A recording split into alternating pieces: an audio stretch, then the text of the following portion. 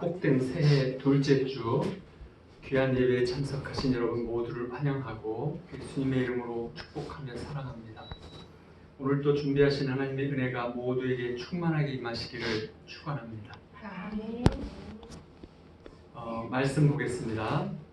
빌립보서 4장 4절 5절 말씀 보겠습니다. 321쪽이네요. 빌립보서 4장 4절 5절 말씀을 다 같이 시작. 주 안에서 항상 기뻐하라. 내가 다시 말하노니 기뻐하라. 너희 관용을 모든 사람에게 알게 하라. 주께서 가까우시니라. 아멘. 같은 말씀이 야고보서 4장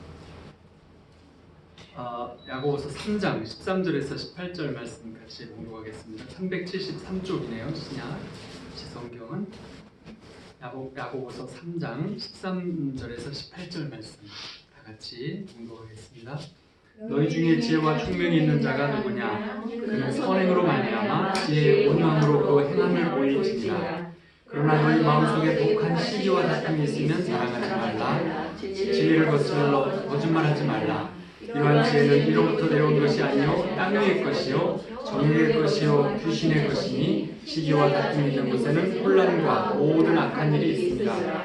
오직 위로부터 난 지혜는 첫째 성결하고 다음에 화평하고 관용하고 양순하며 긍휼과 선한 열매가 가득하고 편견과 거짓이 없나니 화평하게 하는 자들은 화평으로 심어 의의 열매를 거두리라. 아멘.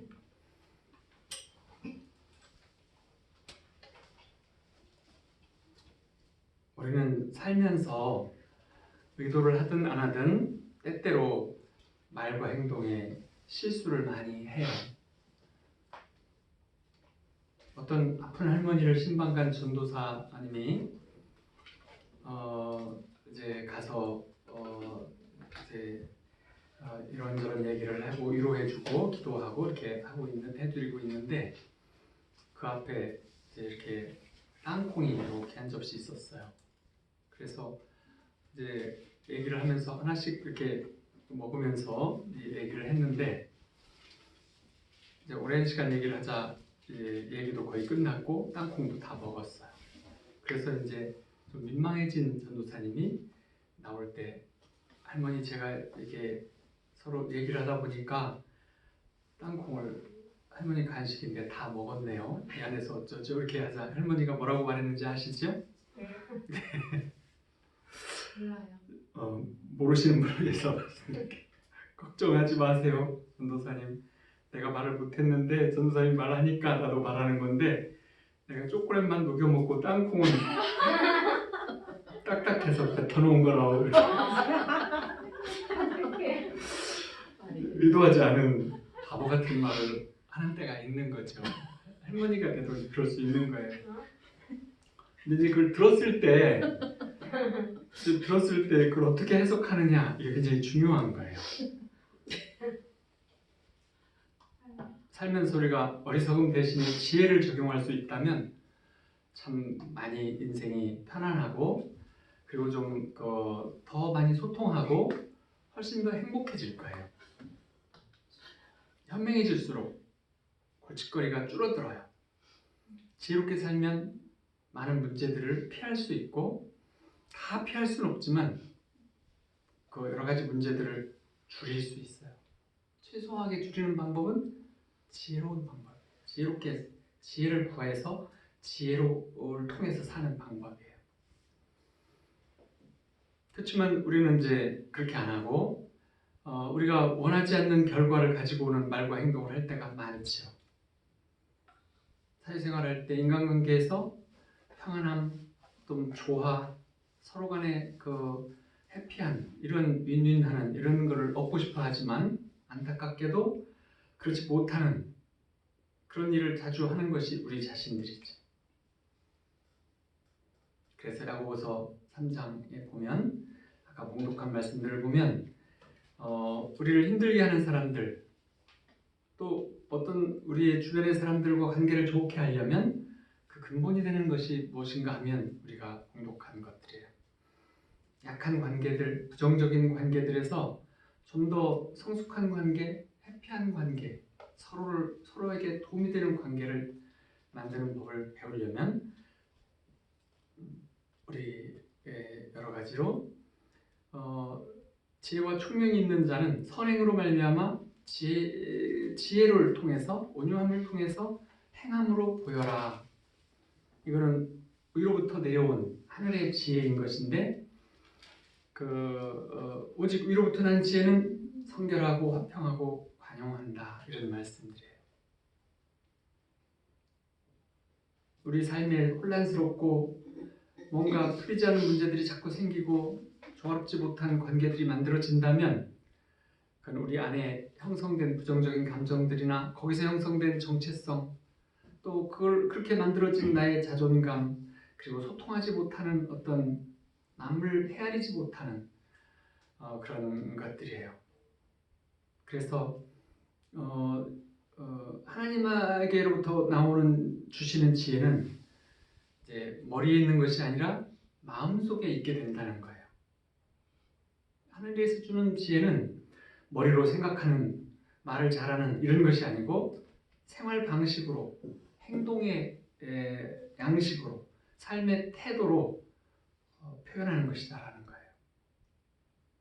사람이 가진 가장 큰 지혜는 우리 삶에 대한 태도, 나와 타인과 남들과의 어떤 반응하는 방식이 에서의 아름다운 것이 지혜다라고 말씀을 하세요.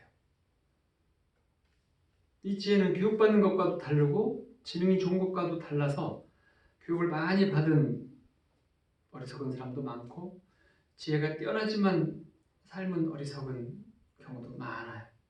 성경에 보면 하늘에서 주는 지혜가 우리 관계 속에서 드러난다고 하세요.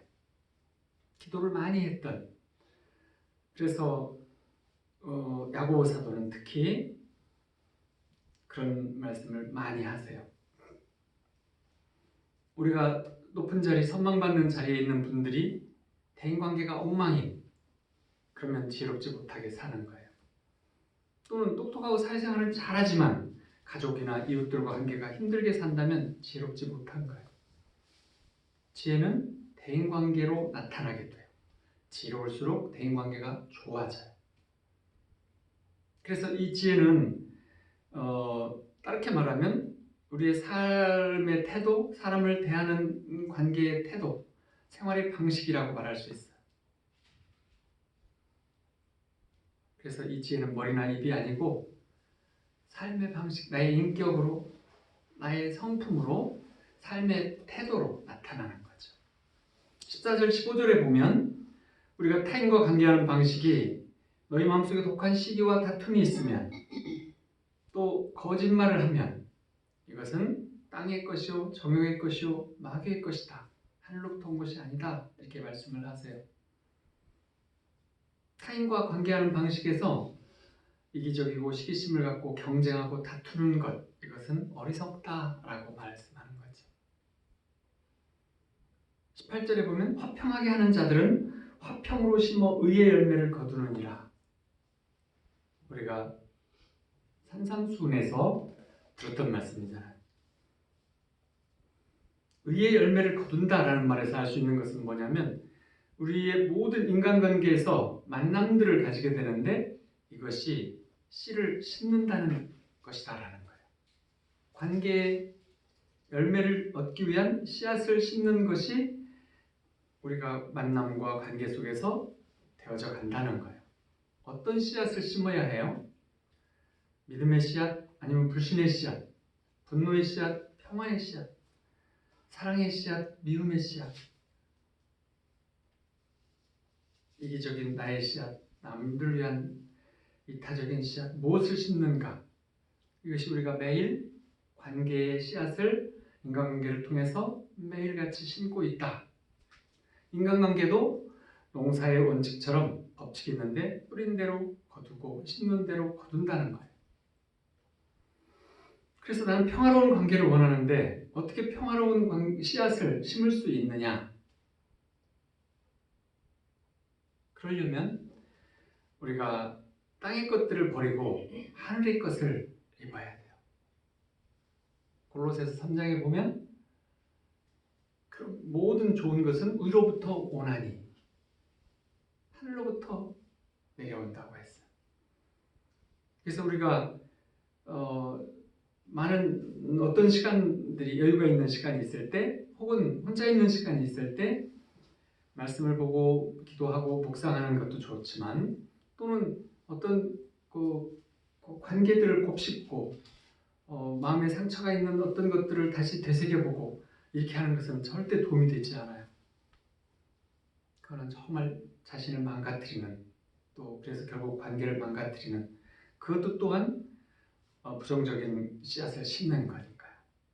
그래서 그렇게 할 때 그러면 어떻게 해야 돼요? 예수님을 묵상하고 하나님한테 안겨있고 보좌 앞에 나아가 있고 이런 시간을 많이 가지면 바라보고 이렇게 함께하는 것 영향을 받아서 그를 닮아서 예수님의 성품들이 하나님이 주시고 싶어하는 어떤 것들이 우리에게 계속 심어지게 되는 거죠. 흘러 들어오게 돼요. 흘러 들어와서 넘치면 흘러 나가게 되는 거죠. 그것이 하나의 법칙인 거예요. 그래서 평온하고 도움이 되는 관계, 평화의 씨앗, 해피한 씨앗을 심으려면 그래서 말씀을 통해서 기도와 묵상을 통해서 지혜를 얻는 거예요. 지혜가 많을수록 인간관계 기술이 더 좋아지고 모든 관계들은 해피해지고 문제와 어떤 힘든 것들은 줄어들어요. 오늘 이 야고보서 말씀을 통해서 우리가 지혜로운 사람이라면 하지 말아야 될 것, 버려야 될 땅의 것들을 몇 가지 말씀을 해주세요. 근데 그건 평소에 제가 많이 해왔던 말과 행동들이라서 회개하고 오느라고 좀 많이 17절에 보면 모두 위로부터 난 지혜는 첫째 성결하고 다음에 화평하고 관용하고 양순하며 긍휼과 선한 열매가 가득하고 편견과 거짓이 없나니 하늘의 지혜는 순수하고 화평케 하며 타락하지 아니하고 맑고 깨끗하다라는 거예요. 이게 이제 요즘의 말로 한다면 진실해야 한다.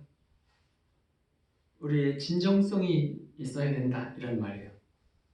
우리 내면에 진실하고 순수한 진정성, 이것은 나와 하나님과의 관계로부터 시작해서 나와 나의 관계, 나와 모든 사람들과의 관계, 모든 관계의 시작이에요. 진실함, 진정성, 이것이 시작이에요. 잠언 2장 7절에 보면 그는 정직한 자를 위하여 완전한 지혜를 예비하시며 행실이 온전한 자에게 방패가 되시나니 정직하고 행실이 온전한 자에게 하나님께서 방패가 되어 주신다. 온전한 지혜를 예비해 주심으로 해서 방패를 주신다는 거예요. 삶의 방패. 우리를 힘들게 하는 사람들, 때로는 우리를 미치게 하는 사람들을 상대하려면 방패가 필요해. 지혜의 방패. 하나님이 주시는 지혜의 방패. 그래서 행실이 온전한 자, 선행하는 자, 정직한 자, 뭐가 행실이 온전한 것을 가장 왜 먼저 강조하실까요? 왜 정직하고 행실이 온전한 것을 가장 중요하다고 하실까요? 모든 행동의 바탕 속에는, 관계의 바탕 속에는 신뢰와 진실이 기본이 되어서 있을 때라야 서로가 해피한 관계로 성장시키고 또 해피해지고 관계에 서로를 돕는 하나님 나라를 만들어가는 이런 관계가 된다는 것이에요. 신뢰와 진실성, 진정성이 없다면, 신뢰가 없다면 하나님 나라의 관계는 형성될 수 없는 거죠. 오래 함께 산 부부라도 서로가 신뢰가 없다면 힘들어져요. 부부 사이에 거짓되고 진실하지 않고 함부로 대하는 남편들은 신뢰받지 못하죠. 내면에서 동의하지 못하고 같이 살지만 신뢰 형성이 안 되면 그러면은 상대방을 존중하는 것, 신뢰와 진정성을 가짐으로써 상대를 존중하는 법을 배워야 하는 것이죠. 이 거짓말 탐지기를 탐지기를 개발한 이제 그 킬러 박사는 평생 동안 25,000명을 거짓말 탐지로 이렇게 테스트를 해가지고 책을 썼어요. 그래서 결론을 내렸는데 인간은 솔직하지 못하다, 못 믿겠다 이런 결론을 내렸어요. 왜냐하면 거짓말 탐지기를 하면 부정적인 것이 너무 많이 드러났기 때문에. 사람들은 근본적으로 솔직하지 못하고 자주 또는 형편에 따라 자신을 속이고 다른 사람을 속이고 하나님도 속이는 것이 기본적인 거예요. 성경에도 우리에게 속이는 마음이 있다고 표현하고 있어요. 근데 속이는 사람은 가장 많이 속이는 게 누구냐면 자기 자신이에요. 왜냐하면 내가 믿고 싶은 것을만 믿고 나한테 익숙한 것들이 좋은 것이라고 자신을 설득하며 살기 때문에 그래요. 남들한테 거짓된 사람일수록 자신에게도 그렇게 해요. 그래서 가장 큰 피해는 자신이 보는 거죠. 거짓말을 하지 말라. 하나님의 말씀이 왜 진리이냐면 자신에게 솔직하지 못하면 헛된 삶, 의미 없는 삶을 살고 떠난다는 거예요. 왜냐하면 자신을 속이니까. 속인 채로 속고 살아가고 있기 때문이죠. 그래서 하나님이 주시지 않는 세상적인 것들에 대해서 다 믿고 이렇게 함으로써 자신을 속이고 또 유전적으로 내려오는 집안에서 하나님 나라의 가정이 아직 다 완성치 않은 가정들에서 부모를 통해서 내려오는 것들도 하나님의 진리와 좀 많이 달라요. 그렇죠? 유교적인 가정일수록 더 다르고 많이 다르죠.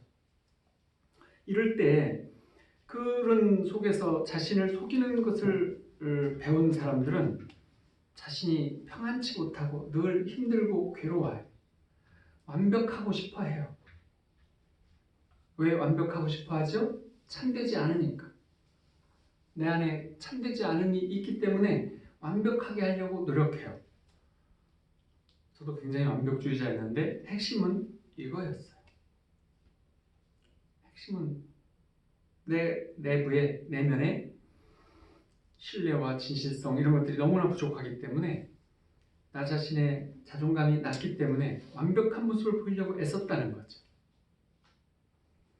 근데 하나님께서는 완벽해야 된다, 성실해야 된다 이렇게 말씀하지는 않으세요. 완벽하는 것은 별로 원하지 않으세요. 왜냐하면 하나님에게서 쓰임받을수록 가까이 갈수록 하나님과 친밀해질수록 점점 더 충성스러워지고 진실해지기 때문에 그래요. 어느 누구라도. 이 진정성, 진실함이라는 것은 겉으로 보이는 것과 내면이 다르지 않는 거예요. 이중적이지 않는 것을 말해요. 근데 지혜가 첫 번째 할 일은 성결함, 즉 진실함과 진정성을 말하고 있어요. 인간관계에서 현명해지고 지혜롭군 관계를 맺고 싶다. 그러면 해야 될 필수적인 것이 있는데 내 안의 진정성을 타협하면 안 돼요. 나의 진실함을 타협해버리기 시작하면 답이 없어. 왜냐하면 내가 나를 속이기 때문이지. 그때부터 이 말에 동의한다면 머릿속에 기억해두세요. 만일 진실과 진정성을 포기한다면 세상 모든 일이나 관계들은 너무 쉬워져요. 유명한 사람들, TV에 많이 나오는 사람들을 보면 진실과 진정성을 포기하고 쉽게 살면서 뛰어난 역할을 하는 사람들이 많이 있어요. 진정성을 포기하고 산다면 사람에게 못할 일도 할 수 있고 어려운 일도 할 수 있어요. 뭐든지 할 수 있어요. 그렇게 하면서 남들을 밟고 남들을 무시하고 이렇게 저렇게 하면서 성공 가도를 달려가기 때문에 그래요. 결국은 어떻게 된다고요? 자신이 속아서 끝나는 거죠. 하늘의 지혜는 성결하기 때문에 이 진정성, 진실성만은 타협하지 않는 거예요. 양심을 버리거나 믿음을 타협하지 않는, 언행이 이중적이지 않는, 이중인격을 갖지 않는 것, 이건 굉장히 중요해요. 잠언 10장 9절에서 이렇게 말씀하세요. 바른 길로 행하는 자는 걸음이 평안하려니와 굽은 길로 행하는 자는 드러나리라. 왜 바른 길로 행하는 자의 걸음이 평안한지 다 아시죠? 떳떳하고 당당하고 들킬 걱정이 없으니까, 숨길 게 없으니까 그런 거예요. 죄 때문에 진정성을 잃는 게 아니에요. 당당하지 못하기 때문에 진정성을 잃는 거예요.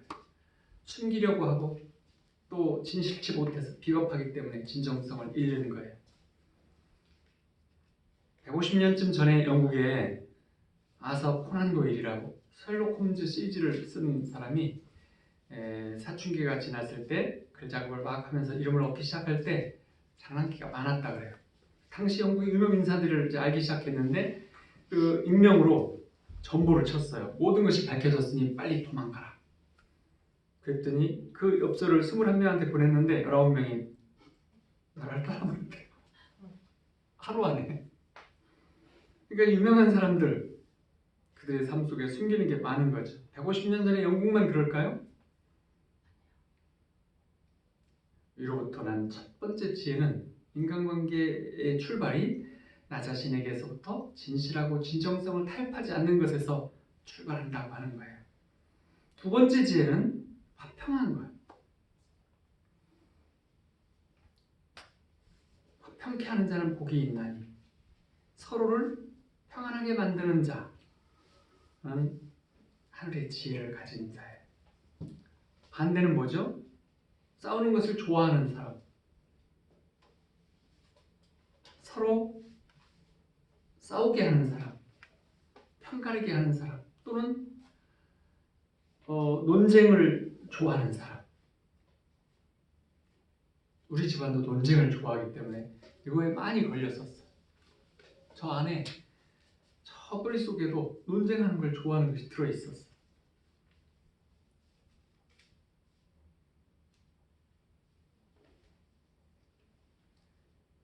집안에서 내려왔던 거예요. 근데 이 싸움을 좋아하는 것은 지혜롭지 못한 거예요. 내면에서부터 어렸을 때부터 싸워왔기 때문에 또 그 경쟁하는 거 이렇게 설득하고 싸우는 것을 좋아했기 때문에 싸움판이 있다면 뛰어들어가는 거예요. 토론이 있으면 뛰어들어가는 거예요. 근데 지혜로운 자는 평화와 조화를 유지하기를 원하기 때문에 분란을 일으킬 수도 있는 경쟁하고 싸울 수 있는 그런 일에는 끼어들지 않는 것이 지혜로운 자예요. 또는 때때로 실수가 있거나 서로 못하게 부딪혀도 그럴 수도 있다고 여겨주는 거죠. 즉 상대방의 화를 자극하지 않는 거예요. 화평하게 지내고 싶다. 그러면 남들의 화를 자극하지 않아야 돼요. 오래 알고 지내면 자극하는 방법을 알잖아요. 그래서 상대가 나를 공격하거나 내가 상처를 받았다고 해서 힘들게 되면 그 무기를 꺼내는 거죠. 사람이 먼저 상처를 줬으니까 그러면서 이제 발사 버튼을 누르는 거예요. 그러면 이제 상대방은 몹시 화를 내고 이번에도 좀 먹혀들었구만 하면 속으로 또 좋아하고, 그렇게 되면 지롭지 못해서 영원한 싸움의 세계를 가게 되죠. 하나님의 친밀했던 야고보, 오늘 이것을 뭐라고 했냐면 어리석음이라고 말했어요.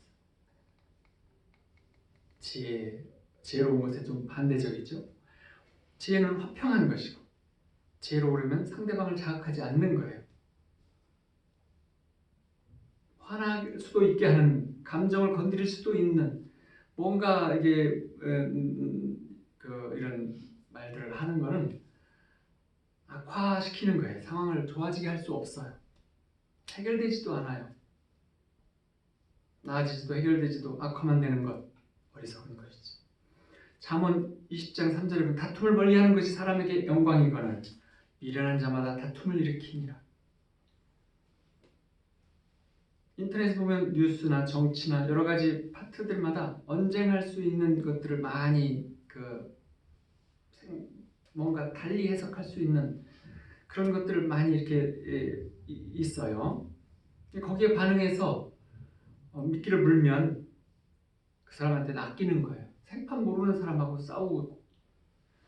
그래서 미끼를 물면 안 돼요. 미끼를 물면 고상한 인격에서부터 그만 동물 수준으로 떨어지게 돼요. 물고기 수준까지도 떨어져요. 미끼를 물었어요.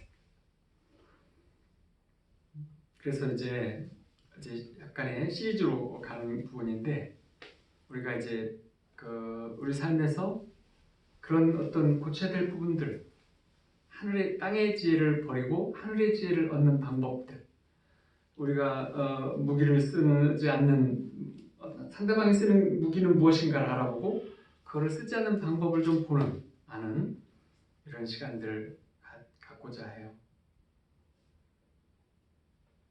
그러니까 하지 말아야 될 것과 다른 사람이 그런 기술을 쓸 때 대처하는 법 이런 것들을 아는 몇 가지씩 다뤄보려고 해요. 그래서 이거를 만약 이해하시면 이것에 해당되는 분들이라면 이것을 기도 제목으로 놓고 기도하면서 주님께 구하고 주님에서 가지신 것들, 하나님의 성품은 예수님에게서 다 나타나요. 그래서 예수님에게서 가진 그 좋은 것들을 내가 보고 그것을 추구해요. 예수님이 가지신 것은 나에게 주시기를 원하시는 거예요. 그래서 그거를 기도 중에 묵상 중에 임재 중에서 나에게로 흘러 들어오도록 구해요. 그리고 계속 그걸 들어오는 것을 묵상하면서 많은 시간들을 가지시면 어쩌다 보면 시간이 가면 변해져 있어요. 점점 변하고 있어요. 첫 번째 해야 될 것은 비교예요. 비교. 한쪽을 편드는 것, 비교하는 것, 자녀들에게 말하면 편애하는 것, 이런 것들은 화를 돋구는 거예요. 당신은 누구누구처럼 하면 안 돼요? 꼭 우리 아빠 같아, 우리 엄마 같아, 이렇게 이런 말을 하는 거지. 두 번째는 비난이에요. 이 비교는 자존감을 낮게 하고 계속 비교하는 말을 듣게 되면 자신의 정체성이나 자아 존중감이 자꾸 낮아짐으로 해서 힘들어지고 또 자신이 쓸데없는 사람, 가치 없는 사람으로 여기게 만드는 방법이 비교하는 거예요. 자녀에게 마찬가지로 비교하는 거예요. 이 비난하는 것은 죄책감을 들게 만드는 거예요. 가까운 관계라고 해서 죄책감을 들게 만들면 결과는 뭐냐면 자폭하는 것과 비슷해요. 둘이 있는데 폭탄을 터치면 어떻게 돼요? 나만 죽어요? 너 죽고 나 죽는 거죠. 비난은 상대방을 죄책감을 들게 해서 화나게 만들어요.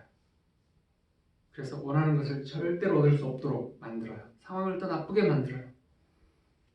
더 가까워져야 되는데 더 멀어지게 원수로 만드는 것이 비난이에요. 쉽게 말하면 자폭 기술이죠. 어른들은 특히 성인 남자들은 언제나 자기 양심과 투쟁하고 살아요. 남자들이 훨씬 더 양심과 투쟁을 많이 한대요. 제가 하는 게 아니라 학자들이 이렇게 말을 해요. 본인은 모르지만 자기 양심과 투쟁을 하고 있어요. 그런데 이제 주변에서나 아내 되는 사람이 아내가 그의 양심이 되려고 하면서 건드려요. 옳다, 그러다, 틀렸다 이렇게 이제 건드리면 10중8구는 싸우게 돼요.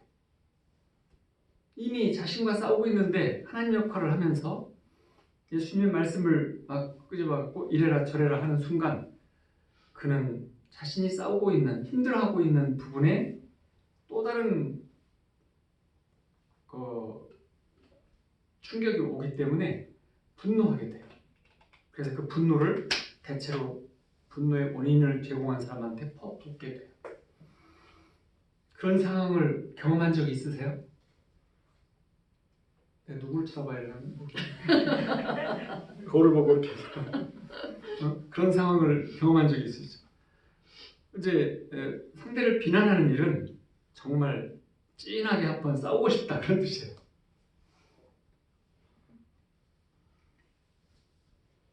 예수님과 친밀했던 사도들은 지혜롭지 않다고 말해요. 가까워서 해라 하지 마라 이래라 저래라 이러는 것은 화를 돋구는 거예요. 본인도 속에서 싸우고 있어요.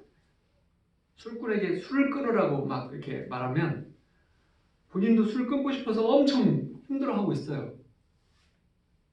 그러고 있는데 술을 왜 먹냐고, 생돈 들이고 이렇게 힘들어하면서 왜 술을 먹냐고, 역시 제발 좀 끊으라고 이렇게 말하면 나도 지금 끊으려고 애를 쓰는데 못 끊고 있잖아요. 뭐 때문에요? 마귀 때문에. 마귀가 주는 습관, 마귀가 주는 중독, 이제 깊이 들어간 거죠. 마귀한테 많이 잡혀 있는 거예요. 묶여 있는 거예요. 그런 상태에서 본인이 싸우고 있어요. 그래서 술꾼에게 술 끊지 말라 그러면 싸우는 거예요. 거의 다 싸워요. 비교하는 것, 비난하는 것에 의해서. 세 번째는 반박하는 거예요. 반박하지 말아야 돼요. 뭐 그런 말 있잖아요. 아내가 막 힘들어요. 그 사람이 그런 얘기를 해갖고 내가 너무 힘들어 지금 그렇게 말하면 남편들이 흔히 막 정의롭게 말해요. 반박해주죠. 내가 당신을 잘하는데 당신도 고쳐야 될 거 많아. 그거 잘 그렇게 해서 부딪힌 거야. 이렇게 막 열받는 소리 하는 거잖아요. 이제 반박해주는 거예요. 그런 사람은 이제 남자 편 중에서 남편이 남자 편이 아니 아내 편이 아니고 남자 편인 거죠. 그래서 남편이라고 부르나 봐요. 이야기에다 틀린 부분이 나타나면 그걸 막 물고 늘어지고, 그러면 대화와 소통이 중단되죠. 정말 대책 없이 짜증나요. 성경에서 사소한 것은 넘어가 주는 게 지혜롭다고 말씀을 하고 있어요. 잠언에 보면 사소한 것에 신경 쓰지 마라, 네, 지혜롭다 이렇게 말하고 있어요. 세상에서는 뭐라고 그러죠? 사소한 것에 목숨 걸지 마라 이렇게 말하잖아요. 심리학자인 윌리엄 거식이라는 사람이 있어요. 왜냐하면 이게 중요하지 않기 때문에 넘어가는 거예요. 지혜란 무엇을 그냥 넘어갈지를 아는 것이다 이렇게 말했어요. 그 심리학자분이, 윌리엄 거식이라는 분이. 잠언 14장 29절에 보면 노하기를 더디하는 자는 크게 명철해도 마음이 조급한 자는 어리석음을 나타내느니라. 이 말씀에 공감하시죠? 홧김에 바보 같은 말, 바보 같은 행동을 한 경험들이 많이 있잖아요. 전 어렸을 때 보면 막 이렇게 갑자기 이제 무슨 일을 돕다가 내가 부모님을 돕고 있는데 딴 생각을 하고 있다가 실수를 하잖아요. 그러면 이렇게 확 혼나는, 심하게 막 이렇게 혼내는 말씀이 떨어지잖아요. 그럼 그때부터 저는 바보가 되더라고요. 머릿속이 하얘지면 그때부터 손으로 눌러라 그러면 발로 누르고 뭐 이렇게 하는 거예요. 완전히 바보가 되는 걸 내가 느껴요. 내가 왜 이렇게 바보 같은 짓을 하고 있지? 근데 내가 우리 딸에게 가끔 그렇게 했어요. 그랬더니 우리 딸이 굉장히 반발을 하는 거예요. 아빠, 나한테 혼내고 잘못했다고 그러고 그렇게 좀 제발 하지 마. 왜? 그러면 내가 바보 같아지고 제대로 뭔가를 제대로 못하고 자존감도 떨어지고 정말 힘들어져. 제발 그렇게 좀 말하지 마. 그런 거구나. 알았다. 근데 그래서 내가 아는 것은 뭐냐면 내가 받은 것을 주고 있구나 이걸 아는 거예요. 위험하다, danger 영어로. 분노하다, anger. 이 D자가 빠지면 danger에서 D자를 빼면 anger가 되는 거예요. 분노하면 위험해진다는 뜻이죠. 평안이 없으면, 우리한테 마음이 평안이 없이 산다면 언제나 어리석은 결정을 하기 전 상태로 살아가는 것과 같아요. 왜냐하면 잠깐 화가 나면, 좀 더 분노가 일어나면, 평안을 부서뜨리면 더 어리석어지는데 그거는 논리적이지도 이성적이지도 할 수가 없기 때문에 그래요. 세 번째로 중요한 지혜는 관용하다라고 하는 거예요. 관용이라는 말은 상대방 입장에서 너그럽게 받아주고 또 용서해주고 너그럽게 대한다라는 거예요. 이 상대에 대해서 공감하는 것에 대해서 동양식 표현은 측은지시입니다. 상대방을 불쌍하게 여기는 마음이다 이렇게 말하고 있어요. 그것이 성경에서는 관용이라는 말로 쓰여요. 성경 구약에서는 헤세드라고 해서 하나님이 불쌍히 여기시는 것을 말씀하고 있어요. 예수님 당시에도 전 세계를 통일해서 호령했던 로마의 실제적인 힘은 관용과 포용이었어요. 로마는 전 세계를 다스려도 아주 어떻게 보면 지혜롭게 다스렸어요. 정복하면 장수들, 군사들, 항복한 사람은 절대 죽이지 않아요. 그 편제 그대로 로마군으로 편입시켜줘요. 그리고 그 모든 혜택을 다 나눠줘요. 그래서 로마가 통치하는 나라는 배신이 별로 없었어요. 유대 땅도 분봉왕을 세워서 유대인을 시켜서 이제 분봉왕을 감독을 세우고 그 유대인 중에서 세금 걷어들이는 자를 통해서 세금을 이렇게 나오면은 요즘으로 말하면 이렇게 입찰 거는 거 있잖아요. 유대 땅에서 예를 들면은 예루살렘이나 여리고 이제 부유한 여리고 같은 데라면 여리고 세무서장이 누군지 아시죠? 키가 작은 삭개오이잖아요. 그 세무서 직원들에게 너희가 여리고에서 얼마를 걷어서 세금을 낼 수 있냐? 로마는 이렇게 물어요. 그래서 예를 들면 8억, 10억, 뭐 5억, 8억, 10억 이렇게 세 사람이 말했다고 하면 10억을 내는 사람에게 네가 그럼 세무서장을 해라 이렇게 시켜요. 그리고 10억을 걷는데 10억을 딱 걷어서 내도 괜찮고 12억을 걷어서 2억 꿀꺽하고 10억만 내도 괜찮아요. 그래서 당시에 그 세리들이 그 악하고 나라의 배신자이고 그렇게 유대인 사회에서는 이렇게 사람 취급을 하지 않았어요. 왜냐하면 더 걷어서 자기가 많이 먹으니까. 그랬는데 또 로마의 힘이 관용과 포용이었어요. 조선시대에도 우리나라에도 보면 조선시대 성종임금 때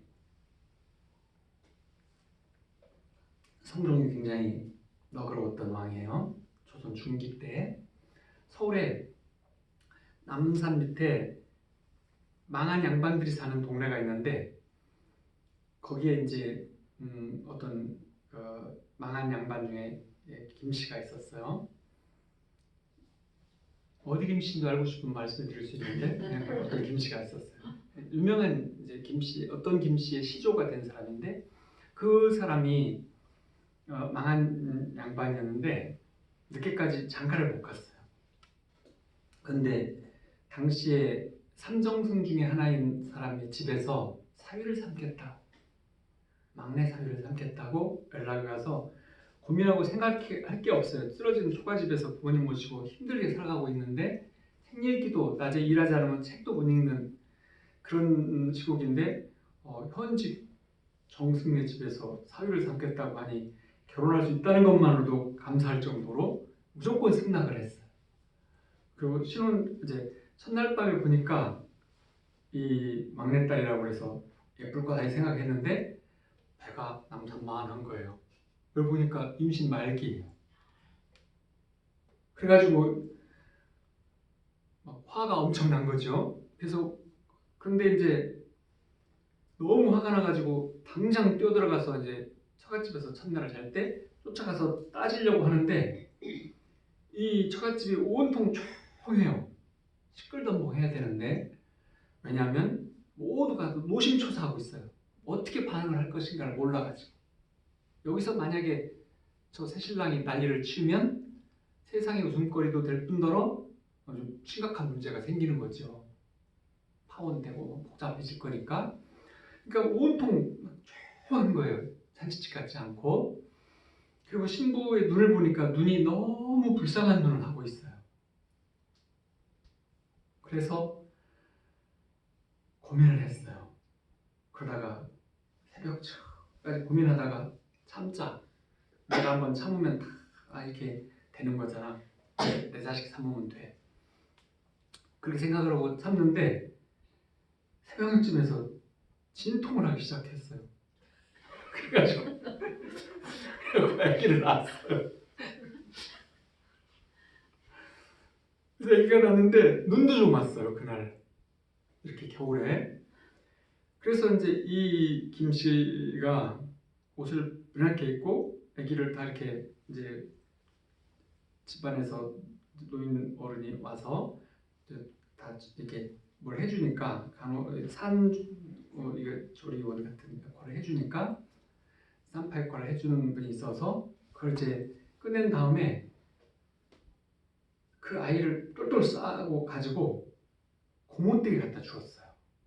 평소에 자녀가 하나도 없어서 어떻게라도 자녀만 하나 있으면 나는 원이 없겠다고 했던 고모가 있었는데 고모한테 아기를 데려다 주고 아무 말도 하지 말라고. 아니 결혼식은 어제 저녁에 결혼식 했는데 새벽에 대바람에 맨발로 아기를 안고 들어왔어요. 근데 그냥 다 묻지도 말고 그저 하늘에서 준 아기로 알고 키워달라고 해서 그렇게 하기로 하고 다시 돌아갔어요. 그리고는 다음날 이제 3일 동안 이게 꼼짝 않고 지내잖아요.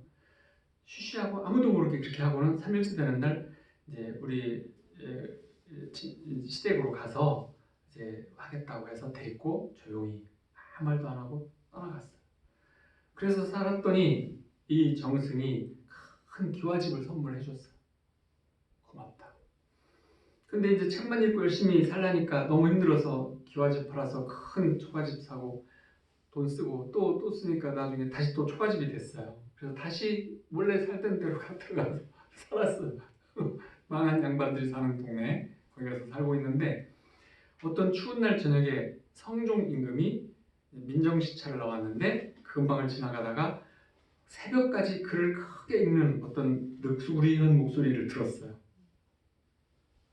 보통은 책을 읽으려면 옛날 과거라는 게 사스상경을 마치는 때라서 20살 정도의 이 과거에 입시를 하냐 아니면 20대 중반이냐 20대 후반이냐에 따라서 20대 초반에 그 과거 급제하는 걸 굉장히 알아줬어요.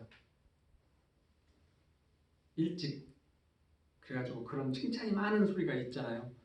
젊어서 20이 되기 전에 옷이 얼굴이 홍색이고 푸른 청년이 어느 때 약관의 나이에 하면서 굉장히 칭찬을 했는데 이 사람은 30이 넘었어요.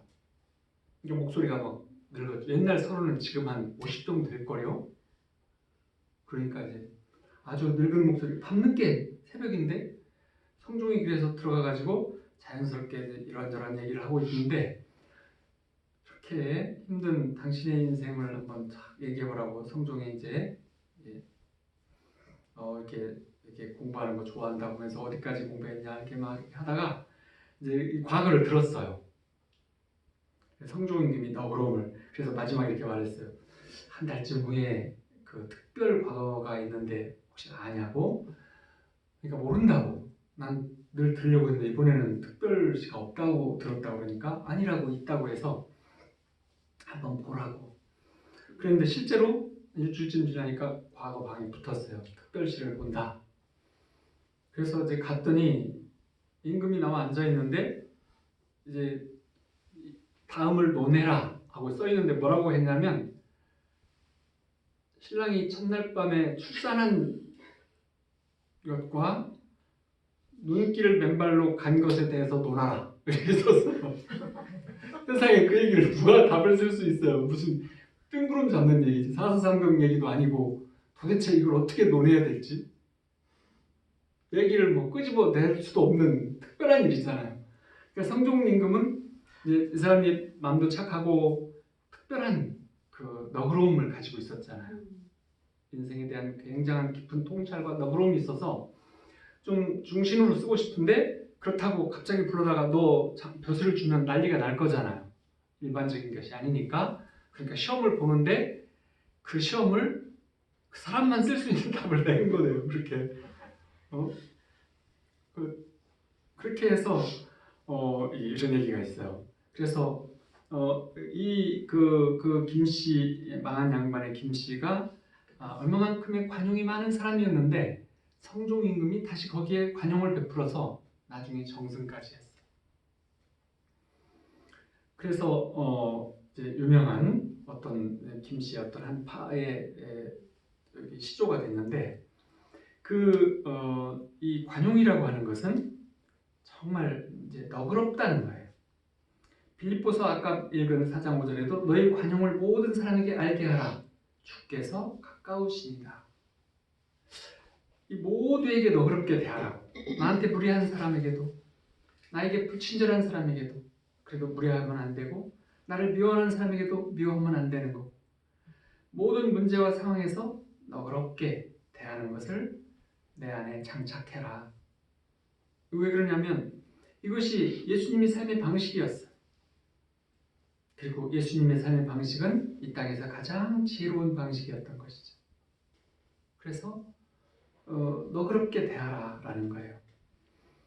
어리석은 사람들은 싸우는데 이 싸움은 어리석고 바보 같은 행동이에요. 관계를 더 어렵게 해요. 이에는 이, 상처받은 사람들이 흔히 이렇게 이에는 이라고 하고 싸우는데 그러면은 하나님 나라의 삶을 절대로 살 수가 없어요. 지혜는 언제나 관용하며 친절하고 사려 깊은 거예요. 너그럽고 친절하고 사려 깊고 용서하는 것. 사려 깊다는 말이 뭘까요? 이제 NIV에 보면 사려 깊다라고 관용을 해석을 했는데 사려 깊다는 것은 다른 사람의 감정을 공감한다는 거예요. 그래서 누군가 남이 하는 그의 말이 아니고 그의 감정을 공감하려고 하는 것. 이것이 헤아리는 것, 배려하는 것, 사려 깊은 것, 관용하는 방식인 거예요. 여러분 말하면 5살짜리 아이가 자녀가 밥을 안 먹어요. 진료실에서도 5살쯤 된 맞이들이 둘째를 낳고 한 2년쯤 있으면 밥을 안 먹어요. 흔히는. 그래가지고 많이 와요. 그럼 내가 하는 말이에요. 그 엄마에게 너 왜 밥 안 먹니?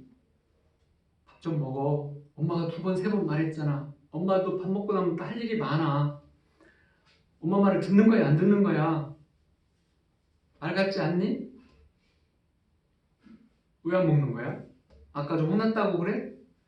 이게 그냥 뭐 이렇게 계속 이렇게 대하면 지금 그 자녀의 태도에 대해서 이렇게 지적하면서 말하는 거잖아요. 근데 그렇게 하지 말고 아이의 기분, 감정을 살펴야 돼요. 무슨 일이 있어서 어떤 감정이, 어떤 기분이라 지금 밥을 먹고 싶어 하지 않는지, 엄마가 음식을 맛없게 차린 거야? 아니면 아까 혼난 것 때문에 그래? 뭐 기분이 안 좋아서 그런 거야? 밥맛이 없다면 한 10분 동안 엄마랑 산책 좀 가서 먹어볼까? 뭐 이렇게 감정을 살펴주고 알아만 줘도 자녀의 기분은 풀려요. 왜냐하면 엄마한테 인정받고 엄마한테 칭찬까지 받는다면 세상에 더할 수 없이 기뻐하는 사람이 바로 자녀들인 거예요. 누구한테? 자녀들이 하나님한테 칭찬받으면 기뻐해요? 어린 자녀들이? 이웃집 사람에게 칭찬받으면 기뻐해요? 기뻐하죠, 물론. 근데 기뻐하는 양이 적죠. 부모님에게 칭찬받으면 가장 인정받으면 가장 기뻐해요. 그래서 근데 이 부모들은 그의 어린 자녀의 말과 행동을 또 시작해서 하면 막 계속 뭔가를 막 이렇게 그걸 어떻게 고쳐보려고 직접적으로 터치하는데 그보다는 공감해주고 감정과 기분을 이해해주고 공감해주면 빠르게 회복해요. 그래서 이 공감 능력, 살겠다는 뜻의 공감 능력, 인간관계에서 많은 실수, 가장 흔한 실수를 해결해주는 해결책. 어떤 사람들은 상대방의 감정을 무시해요. 감정을 억압받고 통제받은 사람일수록 남의 감정을 중요하게 여기지 못해요. 그래서 신경 안 쓰고 말하다 보면 가장 핵심적으로 건드리는 말을 던졌어요. 나중에 놀라기도 하죠. 상대방의 말과 표정에만 신경을 쓰고 그 내부의 기분, 감정은 무시하는 거죠. 지혜로운 사람은 말 뒤에 숨겨진 감정, 속마음을 보려고 해요. 왜 이런 말을 했을까? 근데 사람들은 언제나 자신의 진심을 항상 표현하고 살지는 않아요. 늘 자기의 진심을 다 표현한다면 아마 뭐 돌 같은 아이 이런 말이 붙을 거예요. 그렇죠? 기분 나쁘다고 그래서 가다가 돌에 치여서 기분 나빠서 이렇게 하면 안녕하세요. 안녕은 쥐뿔 아빠 주겠구만. 그냥 가요. 그러면 그 사람 얼마나 당황하겠어요. 안녕하세요. 그럼 네 안녕하세요 이렇게 해야 되지. 그렇죠? 돌에 치여서 안만 아파도 예를 들면 그렇기도 하지만 그보다 더 근본적인 건 감정을 억압받고 통제받고 자란 사람들은 내 감정을 다 표현하는 것은 가장 믿을 수 있었던 부모님에게도 불리했었어요. 그렇게 하면 많이 당했어요. 그래서 숨겨요. 좀 먼 사람들한테 숨기는 건 일도 아니죠. 그래서 완벽주의를 장착하고 감정을 숨기는 것이 상처받은 사람들이 가장 흔한 태도예요. 그런데다가 또 가장 가까운 가족들이라고 해서 흉어물 없이 내가 정말 너를 사랑해서 하는 말인데 하면서 막 심장을 찌르는 말들, 별별 말을 다 하죠. 끔찍한 말, 스스럼없이 막 미치는 말 막 던져요. 십자가에 달리신 예수님을 보고도 사람들이 비난하고 저주하고 흉봤어요. 예수님의 태도는 뭐였어요? 말씀은 하나님께 기도는 저들을 용서하여 주시옵소서. 그들이 무엇을 하는지 모르고 있습니다. 저들을 불쌍히 여겨 주옵소서. 이렇게 마지막 죽음을 앞둔 상태에서 십자가에 달려있는 그 순간까지도 비난하고 저주하는 사람들을 향해서 너그러움으로 대하셨어요. 하나님의 용서죠. 그래서 긍휼히 여기는 자는 복이 있다고 말씀을 하셨어요. 긍휼히 여김을 받을 것이다. 그래서 예수님은 하나님의 긍휼하심을 입었죠. 우리도 마찬가지예요. 긍휼히 여기면, 불쌍히 여기면 긍휼히 여김을 받아요. 로마서 15장 2절에 보면 각 사람이 이웃을 기쁘게 하되 선을 이루고 덕을 세우도록 할지니라. 상대방의 감정이 아니고 그들이 하는 말에 반응하면 언제나 틀려요. 말을 듣고 나서 해석할 때 그 마음의 감정, 그들의 속마음, 본심이라고 하는 것, 일본에서 말하는 본심.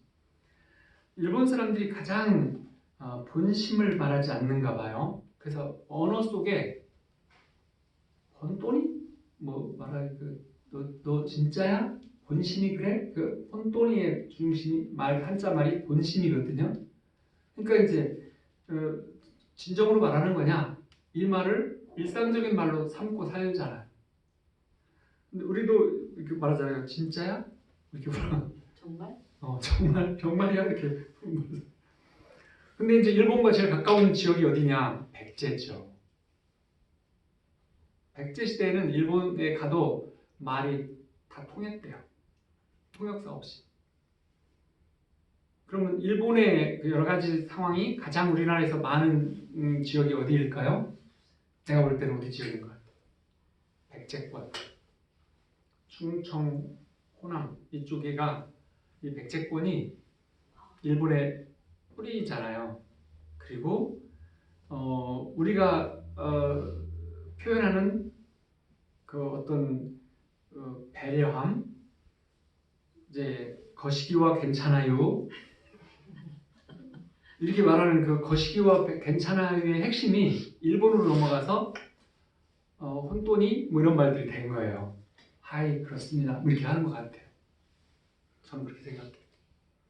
일본의 그 엄청난 예의와 겉사람 겉표면적 자아를 내세우는 그 속이 어디서 나왔냐? 이 백제권에서 나왔다고 생각해요. 난 늘 여기서 자랐기 때문에 백제 사람이라고 생각을 했는데 그런 걸 생각해 보니까 조금 거시기 하더라고요. 근데 나한테도 그게 있어요. 일본을 바꾸려면 우리가 바뀌면 일본은 바뀌어요. 일본의 고향이 여기니까. 뭔 얘기 하는지는 모르겠지만 이렇게 할 때 통하는군요. 네. 근데 우리는 흔히 내가 느끼지 못하는 감정은 진짜가 아니라고 믿어요. 실수죠. 내가 느끼지 못하는 감정은 존재하지 않는다. 그럴까요?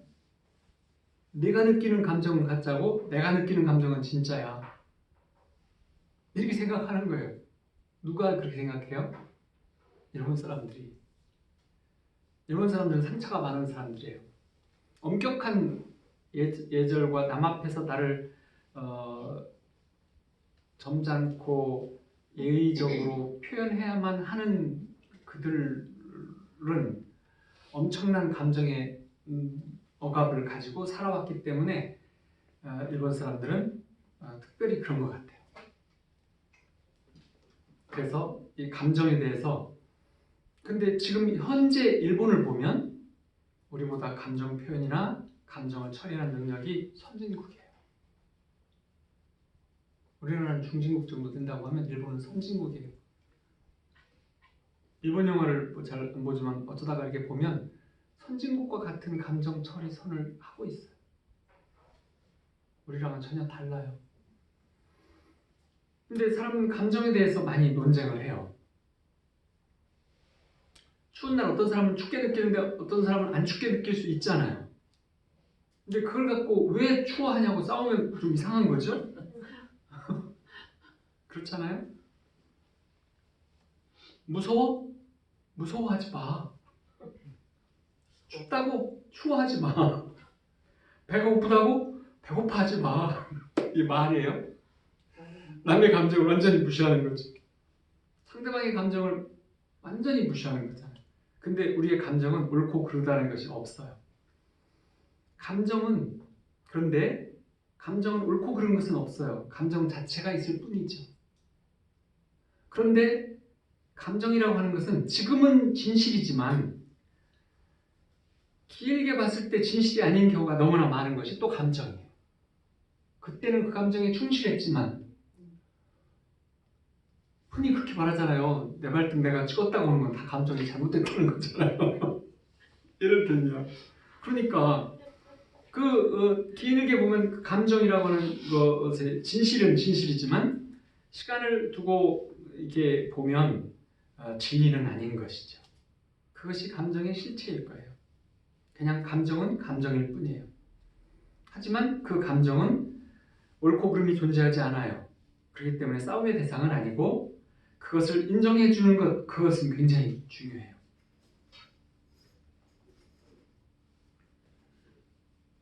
감정을 진리로 취급해주면 안 돼요. 하지만 감정은 실제예요.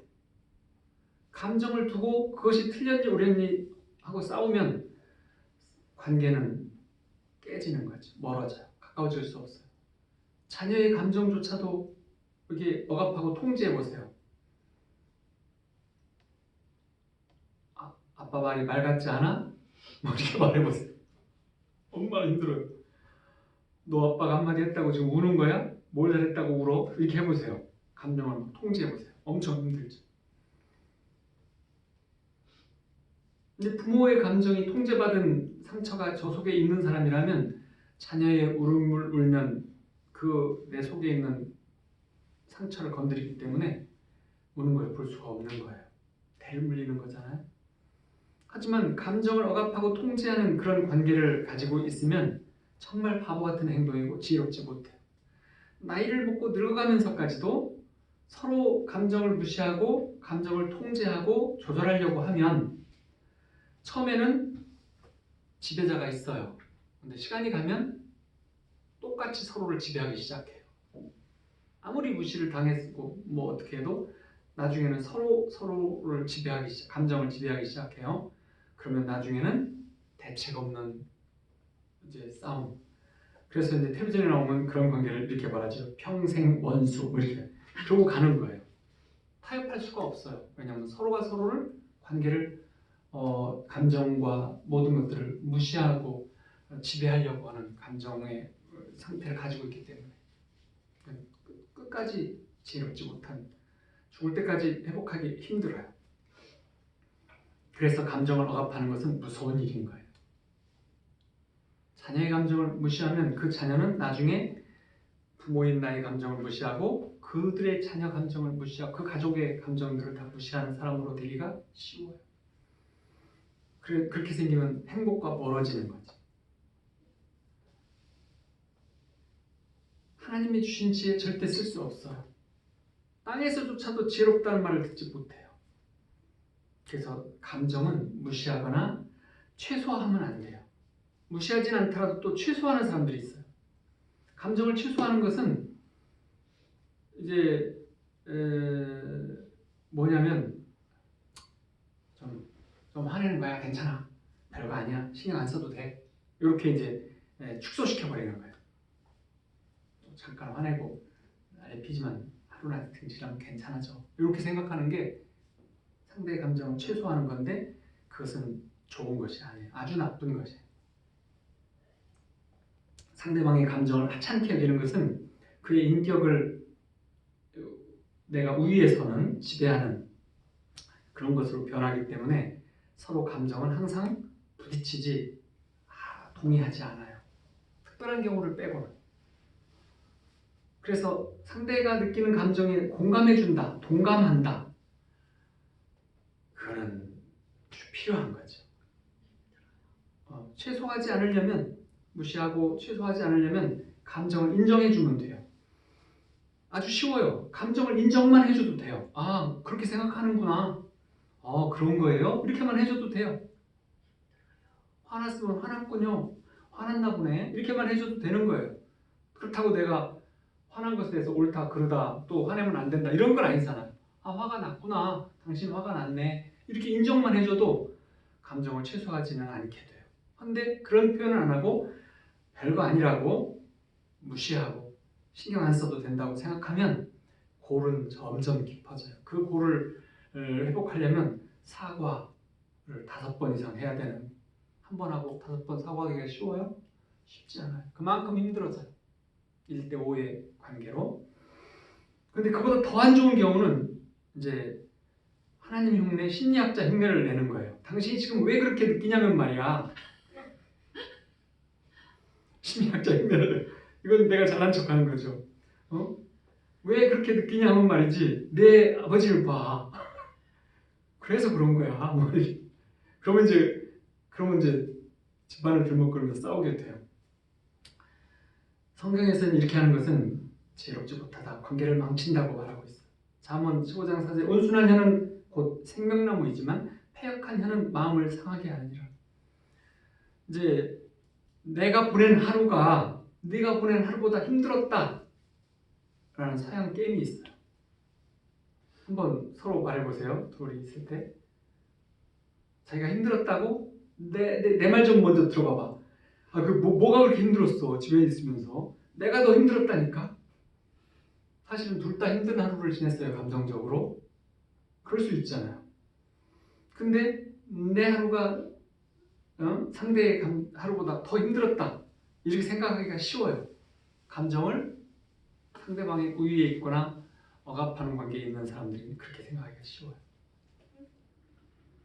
야고보 사도는 이렇게 말했어요. 지혜란 너그럽고 사려 깊으며 상대를 공감해주고 용서해주고 포용한다.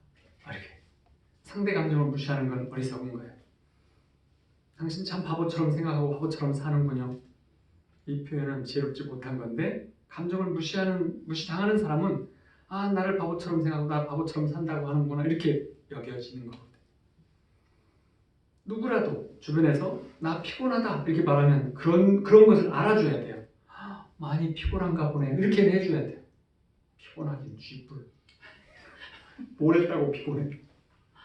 이렇게 생각하면 그러면 이게 무시하는 거잖아요.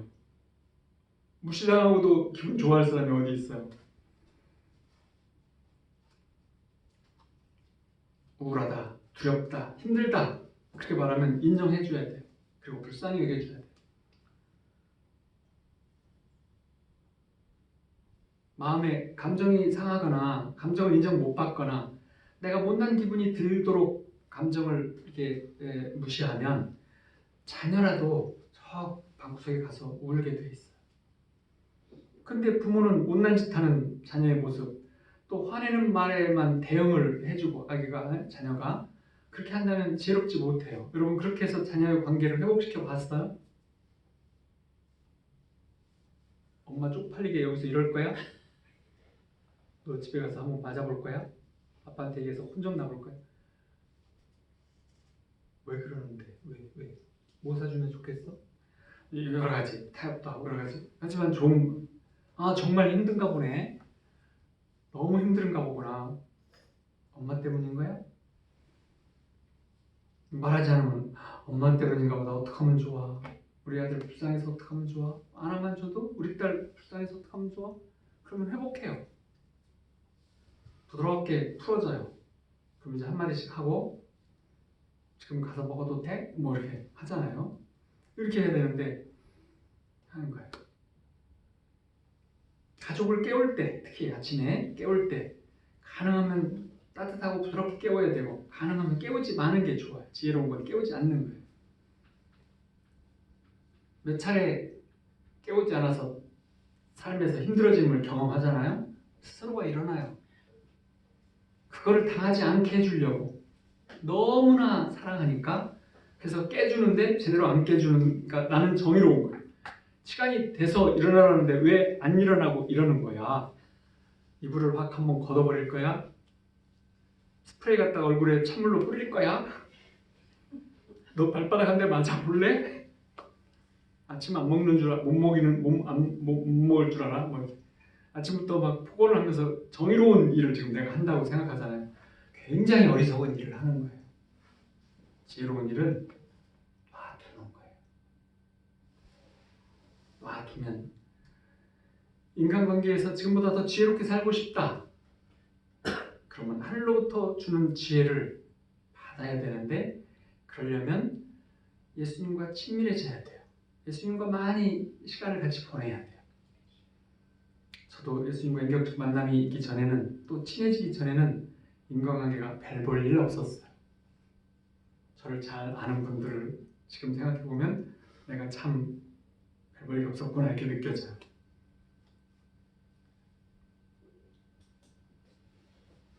예수님이 우리의 성품 중심에 계시고 내 삶의 중심에 모셔서 있는가 이건 굉장히 중요한 거예요. 그래서 예수님이 우리의 머리가 아니고 우리의 뱃속 깊은 곳에 내면의 중심에 계시면서 그분께 더 친밀하게 더 믿음과 순종을 통해서 그리고 더 많은 묵상을 통해서 친밀해지는 우리 모두가 되시기를 축원드립니다. 아멘. 감사합니다. 아멘. 네. 우리 함께 기도하겠습니다.